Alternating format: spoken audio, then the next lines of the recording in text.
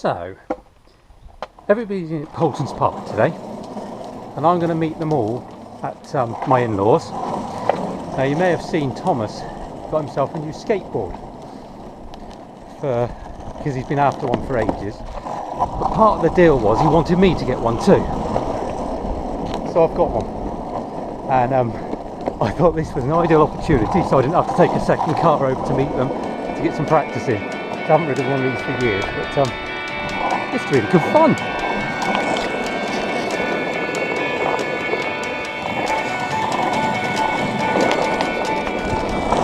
Well, somehow I managed to get home in one piece. Didn't fall off, didn't hurt anything.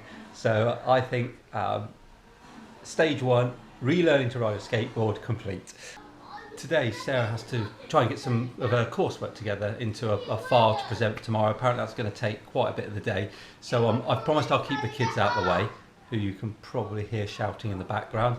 I think the easiest way of doing that is taking them to the park. We'll kill a few hours there. And at some point I want to talk about the EV bill that was announced in the Queen's speech that I wasn't able to do in the last video. So we'll try and fit that in at some point during the day, but I think it's going to be quite busy. So bear with me, and we'll talk about that later.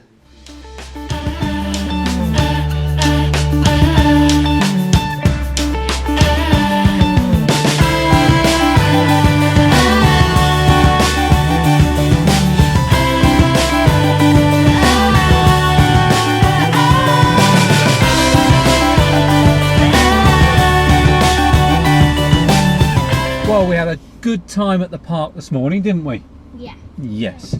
Ben. With Ben, your cousin. Yes. And we've been home, we've had some lunch, and New camera. And everybody is getting a bit tired and grumpy, aren't they? No, I'm bored this morning. So to cheer ourselves up, where are we going?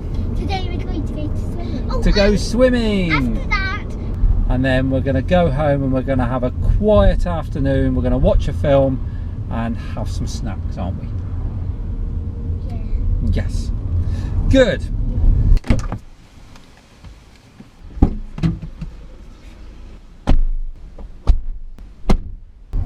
Down here, see this white car that's parked? That's a Tesla Model X. Do you want to have a look at it?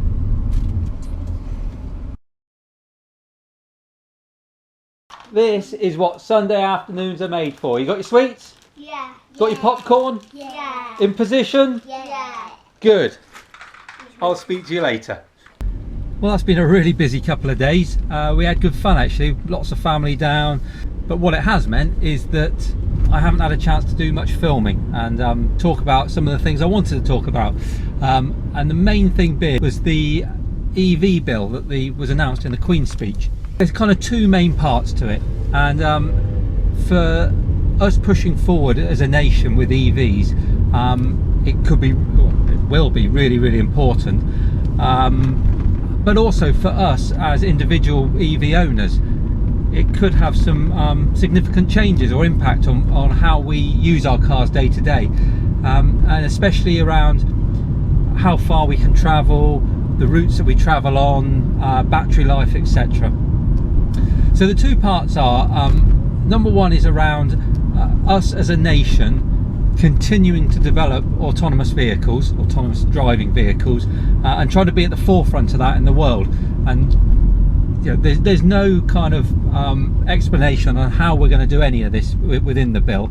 It just talks very vaguely about it.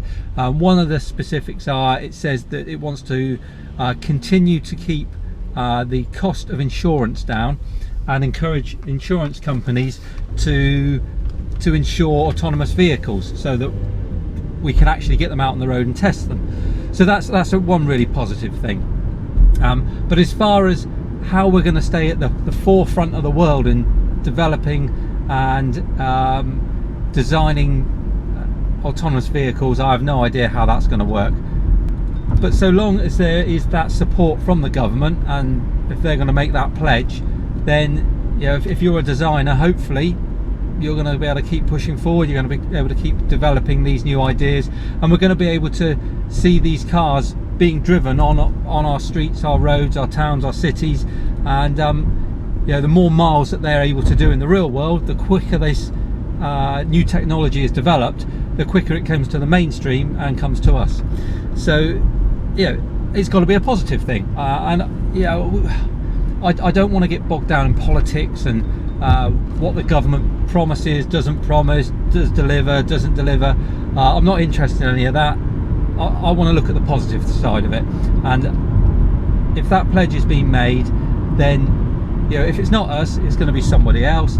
This is where it's going. Either we get on board and we develop alongside other nations, or we get left behind. So it looks like that's been recognised, and it looks like that's something that we as a nation should pick up and run with, which is great. Now, you may have noticed I'm not in the Leaf again this morning. One driving it the other day, and all of a sudden Sarah remembers how great it is, and she's started to claim it back again. When we first bought it, the idea was whoever was doing the longest journey that day would use the Leaf because it'll get the most savings. Just the way it fell, quite often it fell to me, and it just turned into a bit of a habit really, that I always ended up driving it, which I was quite happy with. But yeah, I think she's getting a bit fed up with having to put petrol in and having the old car, so she's taken it on this morning, and I'm back in the Mazda, which well, I guess I put petrol in it, didn't I? So I might as well use some of it. So yeah, this morning I'm having had that frantic weekend where I'm off to the gym. Obviously we'll talk through the Queen's speech and the EV bill, but yeah, for now I'm going to go and wake myself up at the gym, and I'll speak to you after that. Thank you.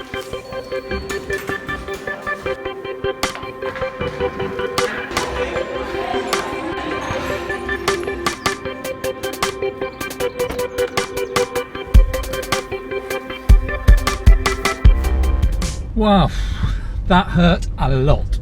That's guess that serves me right for having a week off last week and a weekend full of good food and drink. But, it's done now, so I can enjoy the rest of the day. So the second part of the EV bill I wanted to talk to you about is about the infrastructure. So in the bill they've announced that every service station along the motorways will all have a charge point, and they've also said that every large filling station will also have a charge point. Now my experience of that is, and I can only sort of talk about my experience because I don't do a lot of motorway miles, but over the last 2 years kind of been up and down the country a few times, and all the motorways I've travelled on, in every service station I've always seen a charge point. So as I say, from my experience, I don't think that's anything particularly exciting. I think that's pretty much there. Ecotricity started doing it years ago, and they've pretty much, as far as I'm concerned, covered the country with charge points in service stations. The more interesting and more exciting part for me is talking around petrol stations. If we can get charge points into petrol stations, then we pretty much we start to fill in the gaps. We've got a lot of destination charge points, so if we go to a town or a city, there's plenty of places there to charge up, and obviously we've got our motorways covered. But once we start traveling on A roads, and where I live there's not a single motorway in this county, so I rely on A roads everywhere I go.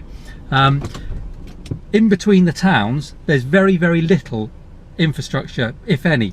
So to be able to put charge points in some of those major petrol stations that I pass along the way would help me no end, especially in my 24 kilowatt hour Leaf. So my hope is all the headlines are around service stations and the fact that actually we probably don't need them in service stations, or if we do, let's just expand what we've already got. But let's get that infrastructure around the A roads really picked up and really working, so that for everybody else that doesn't travel and commute on motorways every day, we've got some more options. Right, I've just popped in and got all the bits I need for tonight's dinner, so I'm going to head home and cook that now before the kids get home. But there's one other thing that I want to talk to you about, and it's something that's been just nagging away in the back of my mind for the last few days, and I want to talk to you about it, and it would be really interesting to know if anyone else shares my view, because I haven't heard much else about it.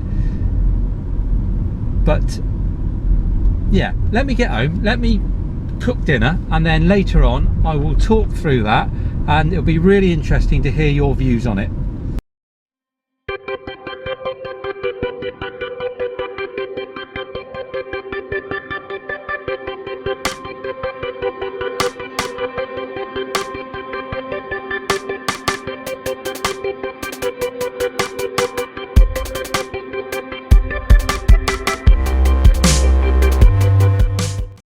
Absolutely flown by, and before the light goes, I've just got to nip out, and I thought it was a perfect time just to finish off what I was talking about before, and my kind of negative thoughts, if you like, which I don't often have, but it's around the latest teaser that Nissan have put out for the 2018 Leaf. Now, as I said before, it'll be really interesting to see if I'm the only one thinking this, but I've seen the pictures of the cockpit of the car, mainly sort of the dashboard and the dials. Now, am I the only person that feels just a little bit underwhelmed by it all? It's a car we've been waiting a long time for.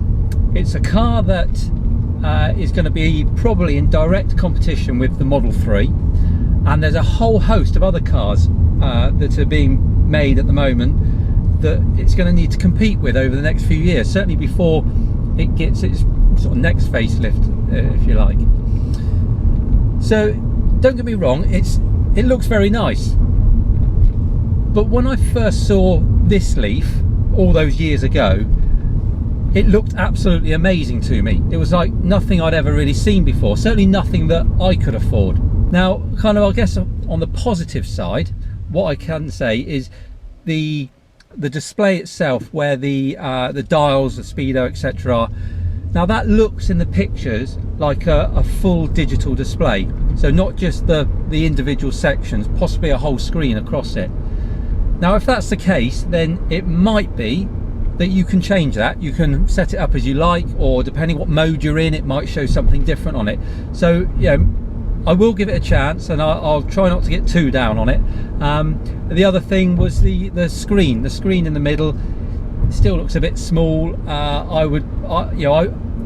I personally really like the way Tesla have the screen with all the information in the middle. I know it's not everybody's cup of tea, but yeah, maybe it's just something a little bit more modern looking. Maybe that's what it is. Maybe it just doesn't look like they've really tried to modernize it. They've kind of stuck with a formula that works. Maybe, yeah, now I'm talking about it, I think that may be what it is. It's a formula that works, and you know, it's not going to stop me getting a test drive the moment that thing's available, and it's probably not going to stop me buying one when the time comes. But yeah, that's what I wanted to talk about. It'd be really interesting to know your views, whether you agree with me or whether I'm just expecting too much. But for now, that's everything for today. Thank you ever so much for watching again. If you enjoyed the video, can you remember to like it, and if you haven't done so already, subscribe. And you can find me on Instagram and Twitter at EV Opinion. Thanks again, take care, see you soon.